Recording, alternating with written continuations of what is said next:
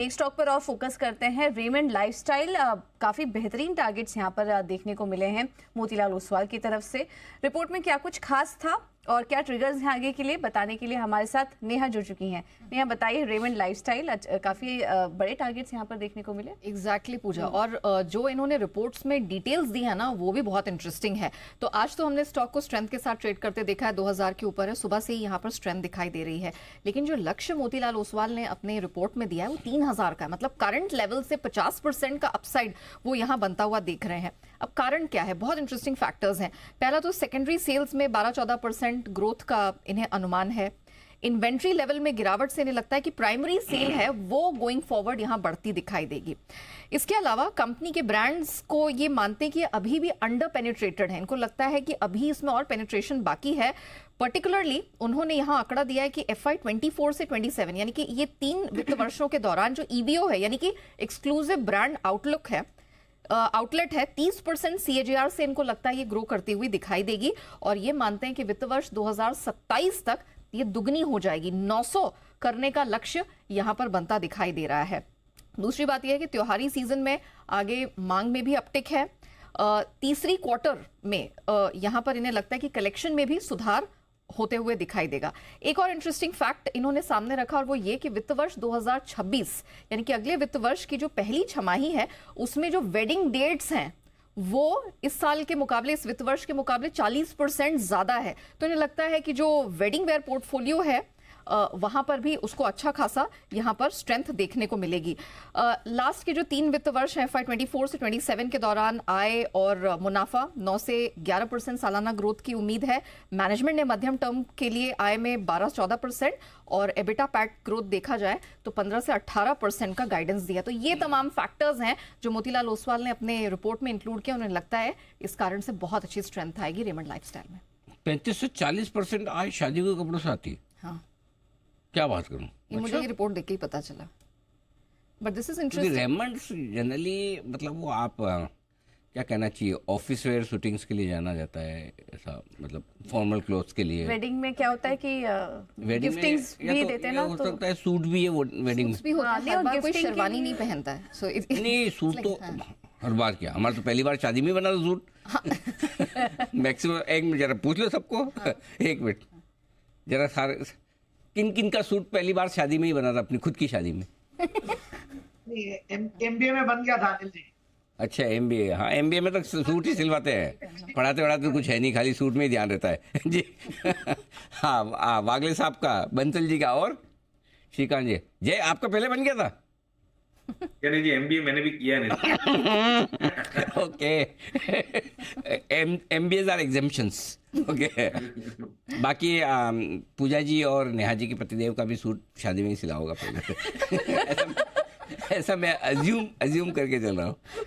हमारे तो ज़माने में ऐसे ही होता था पहले, तो इसलिए वो रेमंड्स में मुझे लगता है जो सूट जो पहले बनते थे शादी वाले, वो भी उस वेडिंग वाले में गिन रहे होंगे। हाँ, मुझे भी लग रहा है। हाँ, उसका रीज़न वही होगा, इसीलिए वो 30-40%। जी जैन साहब। एथनिक्स ब्रांड अच्छा कर रहा है और इनके जो ये बड़े बड़े स्टोर्स है, लार्ज फॉर्मेट या EBOs, रेमंड्स मतलब शादी के लिए। लेकिन आपको लगता है जैसे साहब एथनिक ब्रांड से 40% आ सकती है सेल्स? नहीं, इनका सूट, शादी के लिए जो सूट बनवाते हैं लोग बाग और बल्क में जो खरीदते हैं, गिफ्टिंग के लिए भी लेते हैं। गिफ्टिंग के लिए मेन ज्यादा है। किसको? कौन? मेरे को तो आज तक किसी ने गिफ्ट नहीं किया। नहीं, तो कौन सा गिफ्ट किसको दे रहे? करते हैं सर।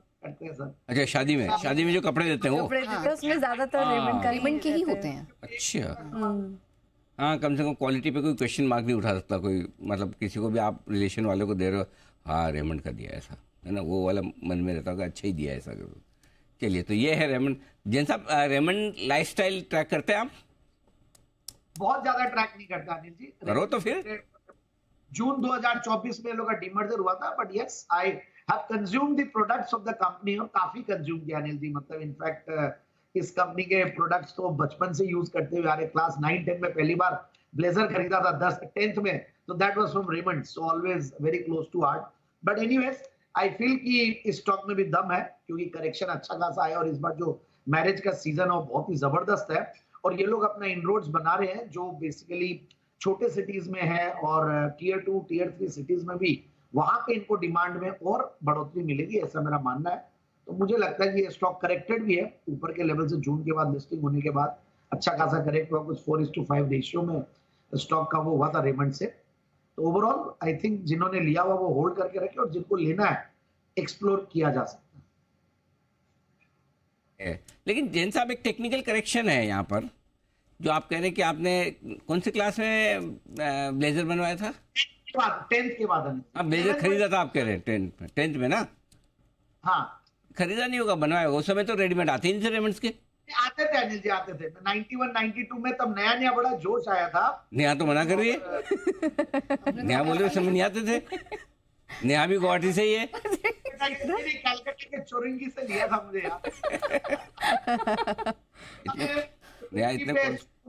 इतने कॉन्फिडेंस से बोले तो हो सकता है उसी समय शुरू हुआ हो, इन्हीं के लिए हो शुरू सकता है हुआ। इन्होंने जस्ट ट्राई किया होगा, क्योंकि मुझे जहां तक याद है कि जब भी शॉपिंग के लिए जाते थे, शादी वादियों की शॉपिंग होती थी, तो मोस्टली वो जो ड्रेस मटेरियल जो रोल्स में आते वो थे रेमंड का होता वो सेट ही होते थे, जो शादियों के लिए या त्योहारों के लिए खरीद के बड़े बुजुर्ग रखते थे।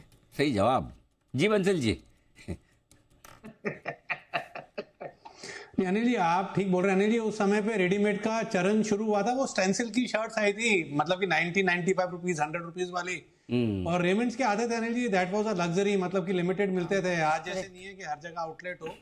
It was a luxury. उस समय भी अनिल जी लोग शादी पर रेमंड्स का और एक रिलायंस का विमल का अनिल जी कपड़ा होता था, शेयर होल्डर को विमल के कूपन मिलते थे। करेक्ट। तो जैन साहब, आपके पास तो रिलायंस के शेयर भी रहे होंगे ना, तो आपने वो विमल का मेरे पास वो सूट सिलवाने के लिए मैंने लिया नहीं था। ओनली विमल जरूर था, बट वो मुझे ज्यादा पसंद नहीं आया जितना रेमंड्स आया था। अरे उस जमाने में खाली लोग शेयर भी इसलिए एक शेयर खरीद के रखते थे, वो शेयर होल्डर वाले कूपन आएंगे जिसमें डिस्काउंट मिलेगा, एक्चुअली इसलिए खरीदते थे।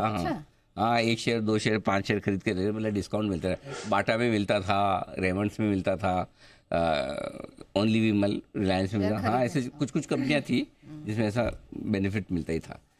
बढ़िया है, चलिए बढ़िया। हाँ जी, अच्छा जय कुछ कहना है जी? जय जी, ताज जीवी के भी मिलता था जी। काफी हम कॉर्पोरेट में, काफी कंपनी में सभी लोगों के पास ताज के शेयर्स होते थे जी। पार्टी करने जाते थे ताज में जी। वाह, क्या बात है। मतलब खाने पीने का शौक बचपन से जय को।